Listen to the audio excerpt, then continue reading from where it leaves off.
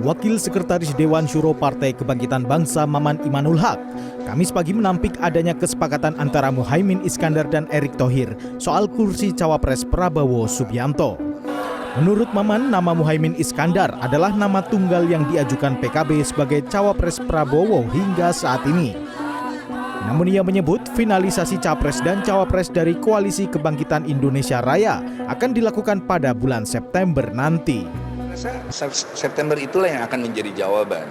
Apakah nanti kita terpaksa munculkan nama yang lain atau enggak? Tapi selama ini dengan positioning bahwa misalnya ya Prabowo itu tidak akan pernah menang lagi kecuali dia tepat memilih wapresnya.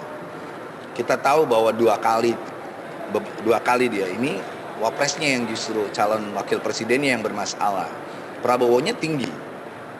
Nah hari ini dan itu harus menjadi kesadaran kita secara keseluruhan bahwa Pak Prabowo hanya akan bisa menang bila mengambil orang dengan ketokohan NU berbasis Jawa Timur, dan itu Pak Muhaimin. Sementara itu, Partai Amanat Nasional masih membuka opsi untuk menduetkan Ketua Umum PAN Zulkifli Hasan bersama Ketua Umum Partai Golkar Erlangga Hartarto. Hal itu disampaikan Sekjen PAN Edi Suparno Kamis pagi. Edi menyebut opsi Erlangga Hartarto Zulkifli Hasan tetap terbuka meski ada isu konflik internal di Partai Golkar. Itu opsi yang masih tetap kita buka. Bagaimanapun juga sebagai menteri di dalam kabinet, mereka sudah dikenal secara nasional. Masyarakat sudah mengenalnya, apalagi Pak Erlangga ketika COVID ya sangat aktif untuk menangani COVID. Pak Zulhas ya berhasil menangani harga-harga sembako terkendali sampai dengan hari ini. Ya oleh karena itu saya kira apresiasi masyarakat sudah terlihat. Tinggal bagaimana sekarang kita mengkomunikasikan kepada masyarakat bahwa sosok-sosok ini nanti bisa maju di dalam Pilpres. Dan saya kira itu tugas kami, Golkar dan PAN ketika nanti kita memutuskan untuk mengusung beliau-beliau itu di Pilpres. Sementara itu, Ketua Umum Partai Golkar Erlangga Hartarto mengaku sering bertemu Ketua Umum Partai Gerindra Prabowo Subianto.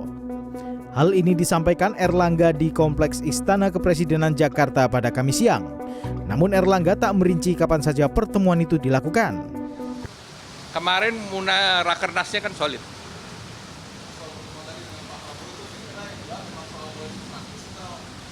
Pak Prabowo serang ya tentu politik yang praktis dan Indonesia ke depan. Ya, terima kasih. Tadi politik masih cair. Terima kasih. Selain membahas politik praktis, pertemuan Erlangga dengan Prabowo juga membahas dinamika politik yang masih cair, sehingga memungkinkan Golkar bergabung dengan koalisi Prabowo. Tim Liputan CNN Indonesia.